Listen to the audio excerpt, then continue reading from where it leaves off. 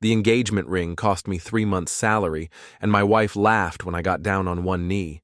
Not the good kind of laugh, the kind that makes your soul shrivel up like a raisin in the sun.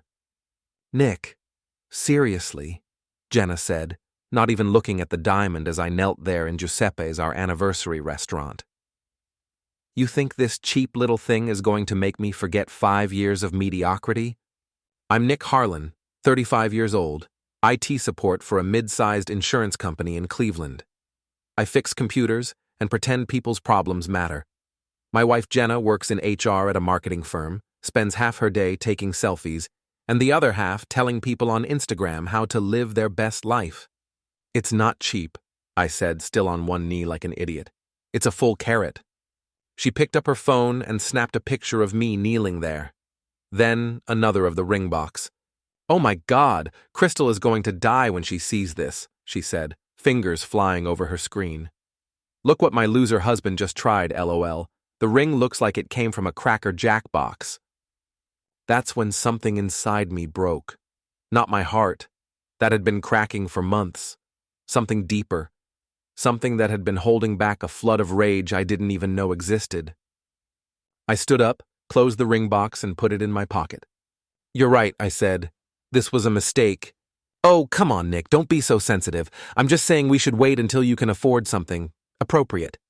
The waiter came by with our appetizers. Jenna immediately started photographing her salad from 6 different angles. "How's the gym going?" I asked, because I'm apparently a glutton for punishment. "Amazing. Tyler has me on this new program. He says I have incredible potential." She said his name like it tasted good. "You should come sometime.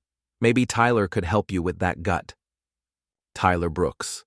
6'2", arms like tree trunks, drives a bright yellow Camaro with racing stripes. Jenna had been training with him for 3 months.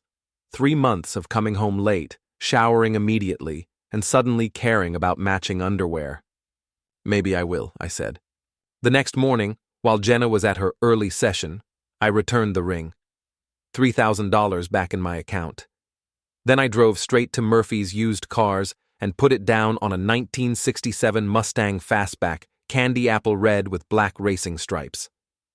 When I pulled into our driveway that evening, Jenna was waiting on the porch, practically bouncing. "Nick, I've been thinking about last night. Maybe I was too harsh. I'm ready to say yes." I turned off the Mustang's engine and rolled down the window. Already wasn't asking anymore. From Chapter 2, Receipts and Red Flags. The next 2 weeks, I played detective. Not because I wanted to catch Jenna cheating. I already knew she was. I needed proof that would stick. Being in IT has its advantages. When Jenna asked me to fix her laptop because it was running slow, I found a goldmine. She'd been deleting text messages but hadn't cleared her backup cache. Amateur hour. The messages went back 2 months. "Tyler, can't wait to see you tonight. Wear that thing I like. Jenna, Nick's working late again. His loss. Tyler, when are you going to dump that loser? Jenna, soon. Just need to figure out the finances. He makes more than he looks like he should." My personal favorite was from their group chat with Crystal and 2 other gym rats. Jenna, Nick proposed last night with the tiniest ring ever. I literally couldn't stop laughing. Crystal, oh my God, what did you do? Jenna, posted it on Insta. The comments are brutal. Sarah wrote, "Did he get that from a gumball machine? I'm dying." Tyler, you deserve better, babe. Real man would get you something worthy. Jenna, good thing I know where to find one. I screenshot everything. Then I started following the money trail. Jenna had been paying for Tyler's gym membership, his car payments, even his groceries, based on the Venmo transactions. My wife was essentially keeping her boyfriend as a pet, using our joint account to do it. Friday night, I followed them. The Mustang purrs like a tiger, and it's surprisingly good for surveillance. They went to Romano's, the expensive Italian place downtown. I watched through the window as Tyler fed her tiramisu. She posted 17 photos of the dinner on her Instagram story, captioned, "Date night with my favorite person." We'd been married 5 years. She'd never posted a photo of me. After dinner, they went to Tyler's apartment complex. I parked across the street and waited. His place was on the ground floor, and apparently Tyler wasn't big on closing curtains. For the next hour, I got a very educational show about my wife's flexibility. I recorded the audio on my phone, not the sex sounds, just her voice clearly saying Tyler's name and talking about how Nick never makes me feel this way. That's when I knew exactly what I was going to do. Chapter 3, Public Humiliation. Monday morning, I walked into Elite Fitness at 6 a.m. Tyler was leading a CrossFit class, all muscles and motivation, shouting at a group of housewives doing burpees. "Tyler Brooks," I called out, loud enough for everyone to hear. The class stopped mid-exercise. Tyler looked over, confused. "Can I help you, buddy?" "I'm Nick Harlan, Jenna's husband. I think we need to talk." His face went white. The housewives started whispering. "This isn't really the time." "Actually, it's perfect timing," I said, pulling out my phone. "See, I've got some audio I think everyone should hear, about how you've been training my wife." "Dude, you need to leave." "Funny thing about personal trainers," I said, addressing the class now. "They're supposed to help you exercise. But Tyler here has been helping himself to my wife, and my money. Jenna's been paying for his car, his rent, his groceries, all while laughing about what a loser her husband is." Tyler stepped toward me, fists clenched. "You better shut your mouth." "Or what? You'll hit me? In front of all these witnesses? While they're recording?" I gestured to the phones that had appeared in every hand. He swung anyway, telegraphed it like a Western Union operator. I stepped aside and let his momentum carry him into the weight rack. He stumbled, caught himself, and turned around furious. That's when I helped him with a quick knee to the groin. Tyler dropped like a sack of protein powder. "Self-defense," I announced to the room. Everyone saw him swing first. By lunch, the video was all over local Facebook groups. By dinner, it had 12,000 views and counting. I sent a copy to Jenna's boss with a note. "Thought you should know your HR manager has been embezzling from her family to support her boyfriend. Might want to check her expense reports." I also sent it to Tyler's boss at the gym, Jenna's mother, and every person in their social circle I could find on social media. The response was immediate and brutal. Crystal called me that evening, drunk and cackling. "Nick, you magnificent bastard. Jenna's been crying all day. Her boss put her on administrative leave pending an investigation. Tyler got fired. And her Instagram comments, oh my God, you have to see them." I checked. The comments on her recent posts were savage. "Isn't this the cheater from the gym video? How's your boyfriend's job search going? Maybe you can afford your own dinner now. Your husband deserves better." That night, Jenna came home screaming. "You ruined everything. Tyler won't even talk to me. My boss thinks I'm a thief." "Are you a thief?" I asked calmly. "It's our money." "Was it our marriage?" She threw a wine glass at me. It missed and shattered against the wall. "Clean that up," I said. "I'm sleeping in the guest room." The next morning, I found my Mustang keyed. Loser scratched deep into the paint, all 4 tires slashed. Game on. Chapter 4, Crossing the Line. Tyler's yellow Camaro was easy to spot in his apartment complex parking lot. I waited until 2 a.m., then got to work. I'd stopped by the fishing supply store and the craft store earlier. Amazing what you can accomplish with 5 pounds of glitter, a gallon of fish oil, and a funnel. I poured the mixture into his air conditioning vents. Every vent, interior and exterior. Then I left a note under his wind chipper. "Roses are red, violets are blue, you smell like fish, and now your car does too. N.H." I was walking back to my car when Tyler came running out of his building in his underwear. "Hey, hey!" I kept walking. He caught up just as I reached the Mustang. "You son of a bitch, what did you do to my car?" "I have no idea what you're talking about." He grabbed my shoulder and spun me around. Big mistake. I've been taking self-defense classes since college. Not because I'm tough, because I'm smart.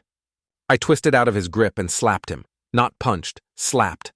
Open palm, like he was a misbehaving child. The sound echoed across the parking lot. Tyler stood there, stunned, holding his cheek. "Did you just slap me?" Seemed appropriate. He came at me again, but by then Mrs. Henderson from apartment 3B was hanging out her window with her phone, recording everything. "I'm calling the police!" she shouted. Tyler tried to tackle me. I sidestepped and let him crash into a parked Honda. When he got up, his nose was bleeding. "You're crazy!" "No," I said, getting into my car. "I'm educated. There's a difference." Mrs. Henderson's video went viral faster than the gym footage. This time, the comments were even better. "Dude got slapped by the husband and cried about it. That's what you get for messing with married women. Guy in the Mustang is my hero." Tyler tried to press assault charges, but the video clearly showed him attacking first. The police told him to file a civil suit if he wanted, but they weren't arresting anyone.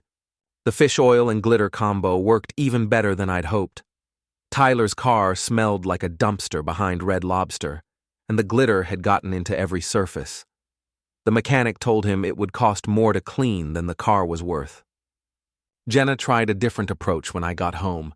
"Nick, this has gone too far. We need to talk like adults." "Adults don't cheat on their spouses. It just happened. Tyler and we have a connection. You have a connection to my bank account, that's about it." "I love him." "You love what he represents. Young, stupid, and impressed by your Instagram followers." She slapped me then, hard enough to leave a mark. I smiled and took out my phone. "Thanks for that. Now I have grounds for a restraining order." That's when she made her biggest mistake. The Chapter 5. The house always wins. Jenna's plan was actually pretty clever. She took photos of herself with makeup bruises, claimed I'd been abusing her for months, and filed for an emergency protective order. Unfortunately for her, I'm a computer guy. Every photo has metadata, timestamps, location data, device information. Jenna's bruise photos were taken with a ring light in our bathroom at 3 p.m. on a Tuesday. The same day she'd posted Instagram stories showing her perfectly unmarked face at lunch. I printed everything out and brought it to court. "Your Honor," I said, "my wife is attempting to frame me for domestic violence. These photos were clearly staged, as evidenced by the metadata showing they were taken hours after she claims the abuse occurred." The judge was not amused. Jenna's lawyer tried to argue that metadata could be faked, but then I played the audio recording of her laughing about the proposal and discussing her affair. "This woman has been systematically destroying our marriage and our finances to support her boyfriend," I continued. "When I exposed her affair, she decided to destroy me with false accusations." The protective order was dismissed. Jenna was warned about filing false reports. But I wasn't done. I'd been documenting everything for weeks. Every Venmo payment to Tyler, every late-night gym session, every dollar she'd spent on their relationship. I filed for divorce and presented a complete financial record showing she'd spent over $15,000 of our joint money on her boyfriend. Then I did something that really hurt her. I told her mother. Linda Kowalski was a sweet Polish woman who'd raised Jenna to believe in marriage and family. When I showed up at her house with printouts of the text messages, she cried. "My Jenna said these things? I'm sorry, Mrs. Kowalski. I thought you should know before you heard it from someone else." The next day, Jenna called me sobbing. "My mother won't talk to me. She says I'm a disgrace to the family." Maybe you should have thought about that before you started your side business. It wasn't like that. It was exactly like that. You were a married woman keeping a boyfriend, with my money. That weekend, Tyler made his final mistake. He decided to break into our house. For Chapter 6, Mustang Sally. I was in the garage working on the Mustang when I heard the back door splinter. Tyler had kicked it in, and he was carrying a baseball bat. "Where are you, you piece of garbage?" I'd been expecting this. Desperate men do desperate things, and Tyler was about as desperate as they come. No job, no car, no sugar mama, and a reputation in ruins. I hit the garage door opener and stepped into the house. "In here, champ." He came around the corner swinging. The bat missed my head by inches and took out our wedding photo instead. Seemed appropriate. "You destroyed my life?" "No, I documented it. There's a difference." I had my phone recording the whole thing. Tyler raised the bat again, and I triggered my little surprise. 3 motion-activated paint sprayers I'd hidden around the living room went off simultaneously, covering Tyler in bright pink latex paint. At the same time, every smoke detector in the house started screaming. Tyler stumbled backward, blind and covered in paint. I grabbed the fire extinguisher from the kitchen and gave him a face full of foam. He went down hard, bat clattering across the floor. By then, half the neighborhood was outside. Mrs. Patterson from next door was already on the phone with 911. That's when Jenna showed up. "What did you do to him?"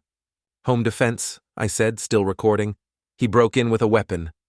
"Tyler, baby, are you okay?"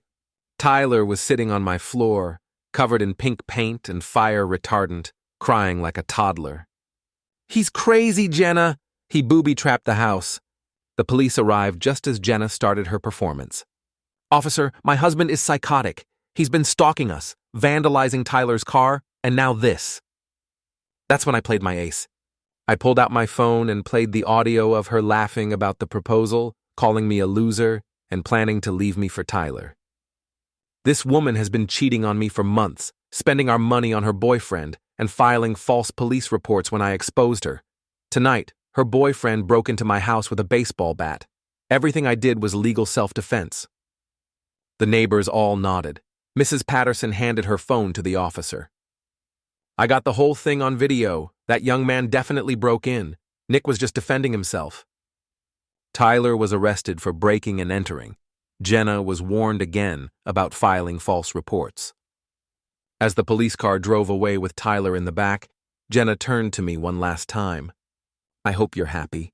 "Actually, I am." I walked over to the Mustang and ran my hand along the hood where she'd had "loser" keyed into the paint. Tomorrow, I'd get it fixed. Tonight, it was a badge of honor. "You know what the difference is between you and me, Jenna?" "What?" "I kept my promises." I got in the Mustang and drove away, leaving her standing in the driveway with pink paint on her shoes and nowhere else to go. 6 months later, the divorce was final. Jenna had to pay me back for every dollar she'd spent on Tyler, plus court costs. Tyler pled guilty to breaking and entering and got 6 months probation. I kept the house, the car, and my dignity. Sometimes the good guy wins after all.